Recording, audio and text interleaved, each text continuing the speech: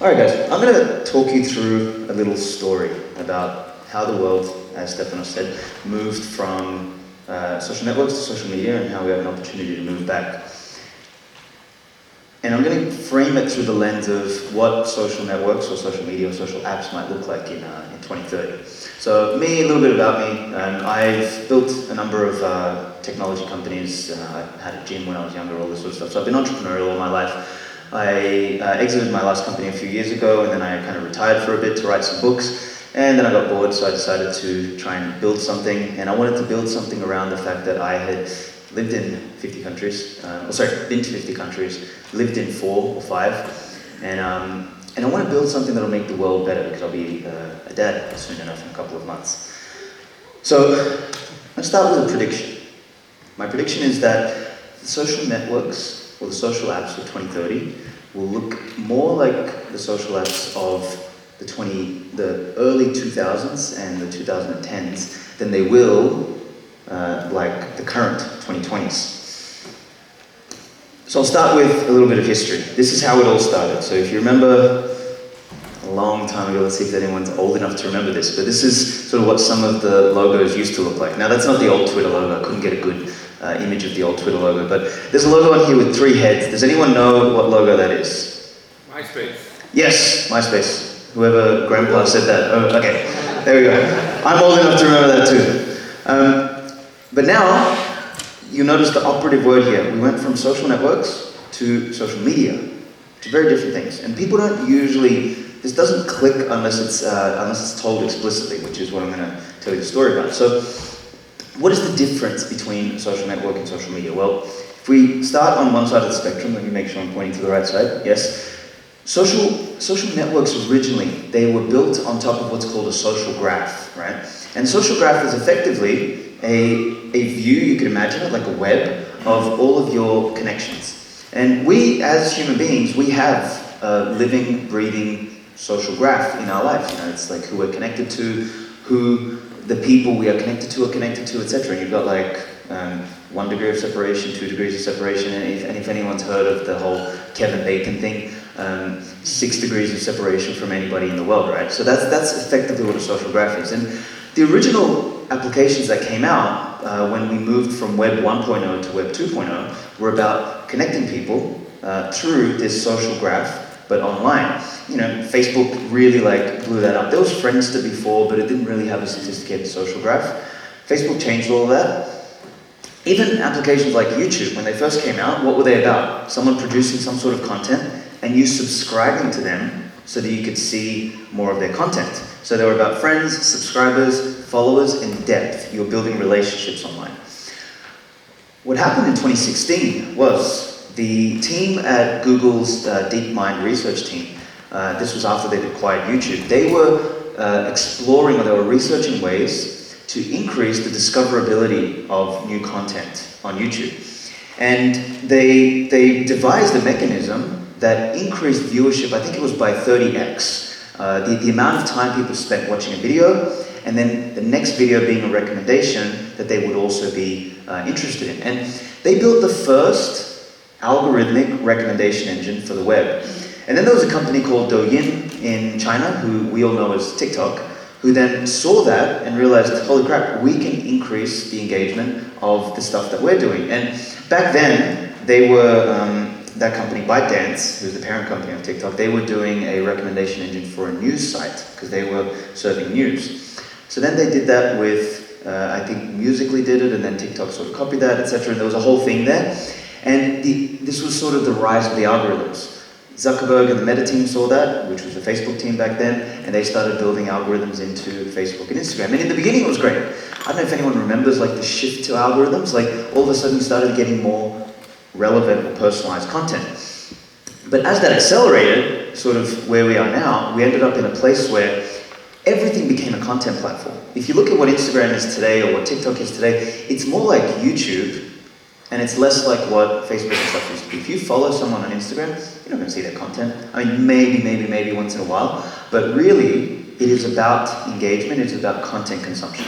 And I'm not making a judgment call on this, like this is what it is, this is what media evolved into, but we have shifted away, and today, as it stands in the world, there's no real social networks. I mean, I kept MySpace logo there just as a juxtaposition, but in reality, there's no real social networks anymore. Everything has become media, everything has become content. Even LinkedIn, which was traditionally the whole professional networking, is now about structured content with a hook, a line, a this, a that, just to get you in so that you can like, click, repost, etc.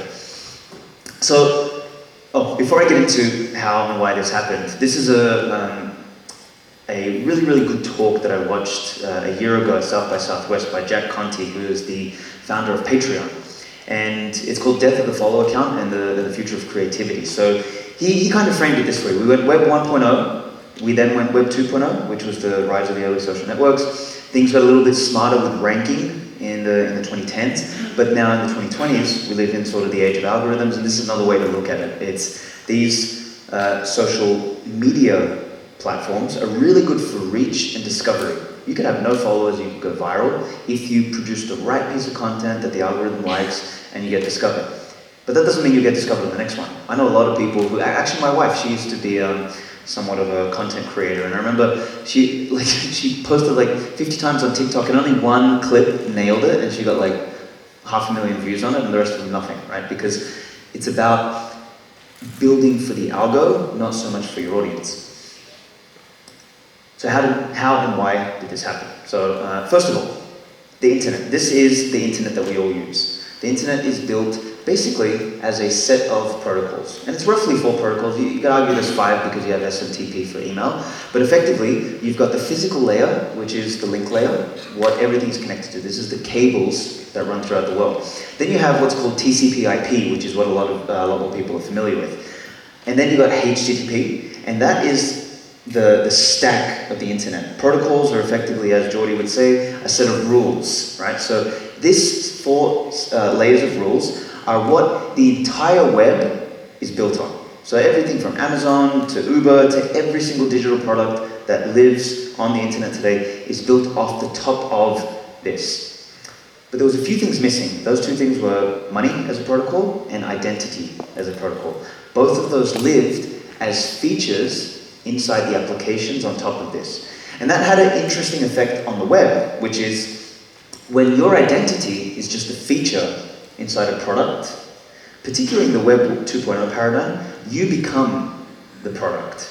And this changes the incentives on the web. So a lot of people say, it's all a conspiracy and all this sort of shit, they want us just glued to our phones, which I assume is somewhat true, but these somewhat truths also have the complexity of human nature involved in them, which is we human beings are attracted to things that catch our attention. If anyone's ever heard of the saying, if it bleeds, it leads, right? So our limbic brain, which is our reptilian brain, the earliest part of our mental construct, our psychological construct, is geared in such a way to notice danger, which is why back in the day when they had newspapers, if you had 2 newspapers next to each other, one that said, it's going to be a nice, fine, sunny day, and the other one saying, storm coming, you would buy the one that is storm coming. So very quickly we learned that media is about engaging, clickbait, attention, engagement, all this sort of stuff. Now, if you layer that fact over the top of a web that is constructed in such a way that the user is the product,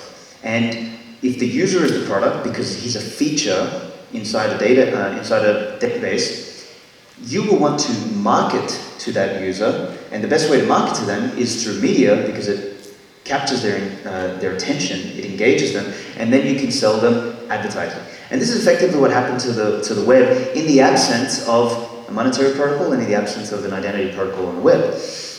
Now this is accelerating in the modern day because now you have AI, and now you don't even have to have a brain to be a creator. You just ask fucking ChatGPT to do whatever it wants for you, and then you post it, and then the people who are liking it create bots so that the bots can like the content, and it's like one big, what I like to call a sloppening, right? Everything looks the same, everything sounds the same, everything is the same. It's like an endless sea of slop because the incentives are structured in a really strange way because we didn't have the full internet stack. And what this does is it makes us, as human beings, start to crave something new. Like, we now, and everyone in here, and everyone that I speak to in all of my travels, and as we're building this product, etc., like we're craving like these three things. I call it the three C's. We're craving connection, we're craving community, and we're craving curation. Like when I travel, I don't give a shit what ChatGPT told me to go and eat in Bansko. I want to know what a friend said.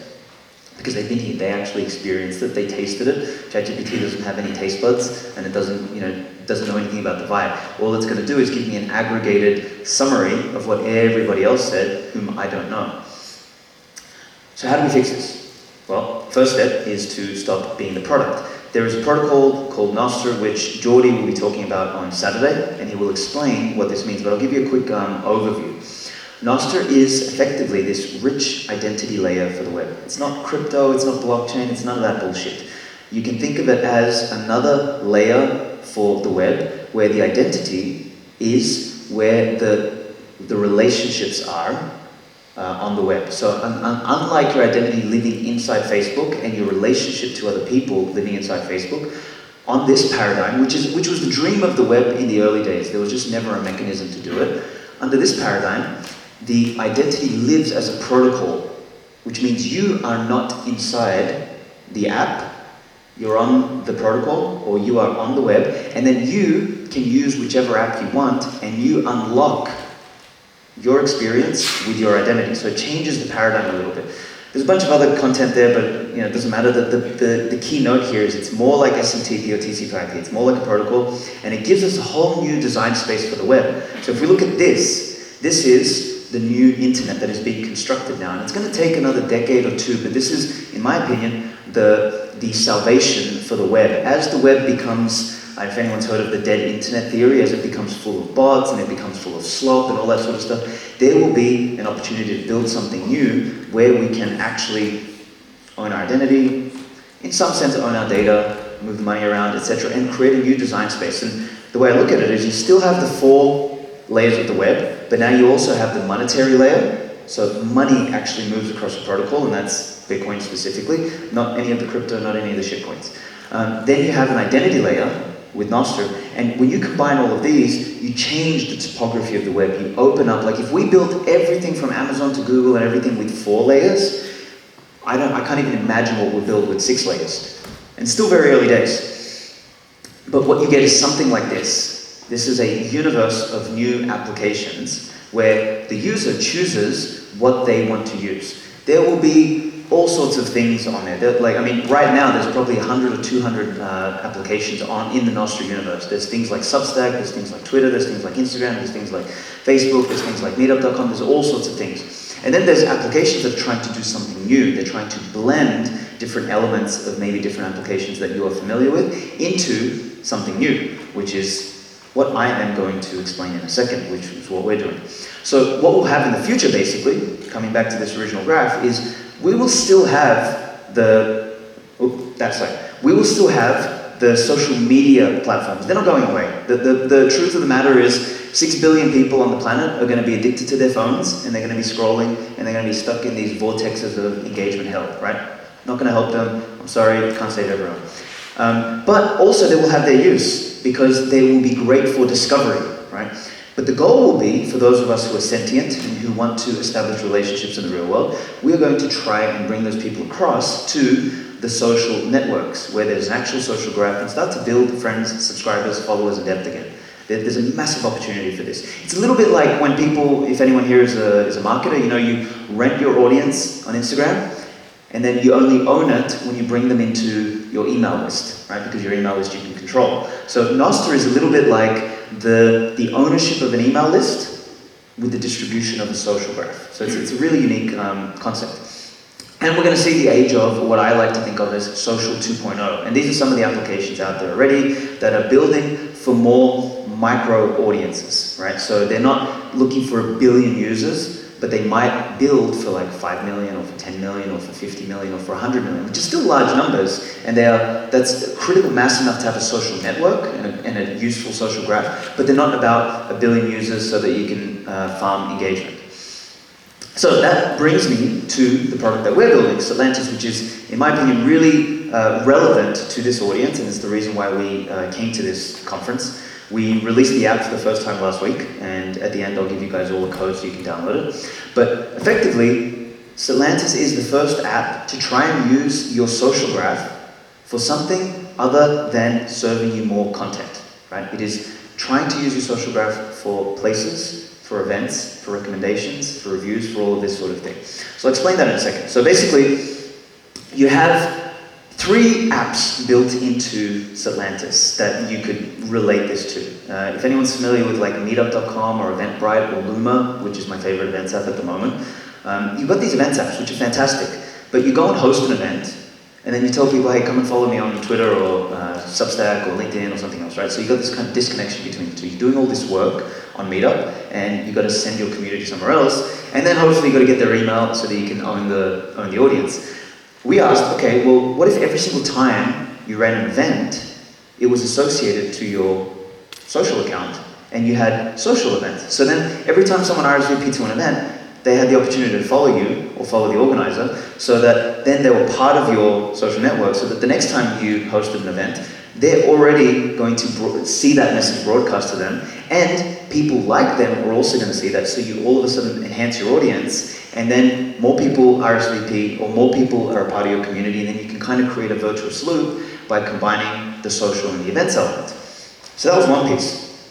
The second piece, I'm going to go back and forth here a little bit, is could we build, and this is actually my favorite feature of the whole app, is could we take Google Maps, which these days, you know, I'm sure every single person here, I do, I'm autistic, I have pins and folders on Google Maps for every single city I've been to. The problem is, when I open up the Google Map, all I just see is fucking pins everywhere. So then I have to like click into the pin and I'm like, okay, what the hell was this again? What was that again? What was this again?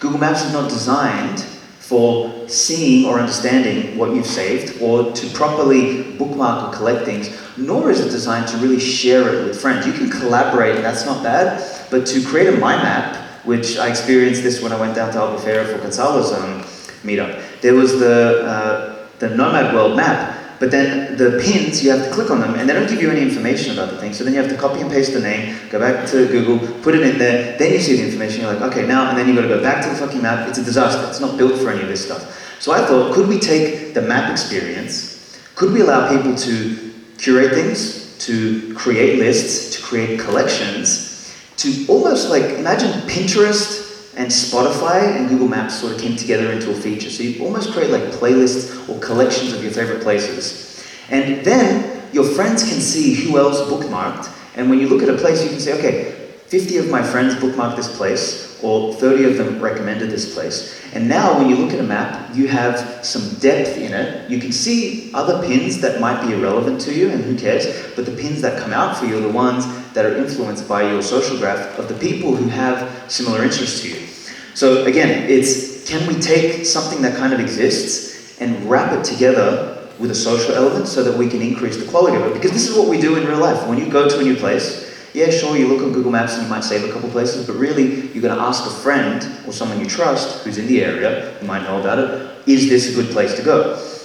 So, hold on, let me go back a bit. So we've got events, we've got places, and then we've got these city pages. So if anyone's familiar with Nomad List, you have these old, stale city pages with scores that nobody knows where they came from. So we thought, okay, can we use this social activity to create a city page that is live, that is dynamic, that looks a little bit like a Facebook page, I guess, because it's got a feed and it's got some information, but then you can see what events are going on, you can see what are the trending merchants, you can see things like scores of quality of life, cost of living, all this kind of stuff. And you actually have a living, breathing page where the different cities move up and down based on your preferences, not just some static scores.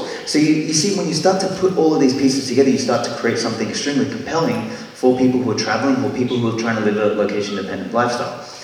The last thing I'll say before I shut up and we do some questions is, with all of this, the way we built it, we built the mobile app in such a way that you can post content in the same way as you can on Instagram or something like that. So you can actually post reels, you can post content, but you can also post actual locations. So you have a beautiful tile for a location. When someone sees it, it's like, okay, my friend recommended this, I can click into it, I see the full profile, I can go to the map, I can do all of the stuff that I would expect inside of Google Maps, but within a social app. So it starts to blow people's minds as all of these things come together. And so you can actually build an audience. So if you're a tastemaker, for example, these days you might post a bunch of content on Instagram, and then you might tell people, hey, come over to my blog where I recommend these places. And then inside the blog, you've got to put like all these affiliate relationships and all this kind of crap. You've got to like manage 3, 4, 5 things. In Stellantis, you could create some cool social content about a place, and then you can link directly to the place, or you can link directly to your collection. People can follow your collection, so that way your collection rises up in the list, just like Spotify playlists, where there's people who follow the best playlist. So start to open up all of these opportunities for creators, for tastemakers, for travelers, for nomads, for events.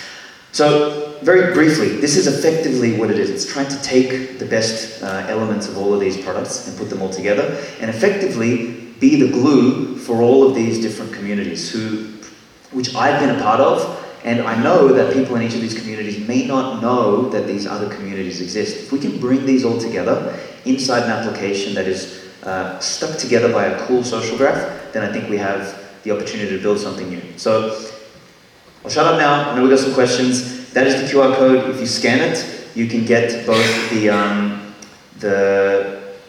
Android app and the iOS app. And then what I encourage you all to do is download, create a profile, select your interests, and then follow some friends here.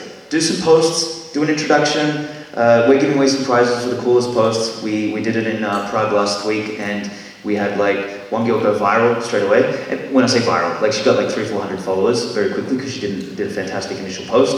And I encourage you all to start getting involved. It's going to take a while, it's going to be a long grind, but you are among the first people in the world to see this and to get to be a part of this. And yeah, we're going to keep growing it. So thank you very much for your time.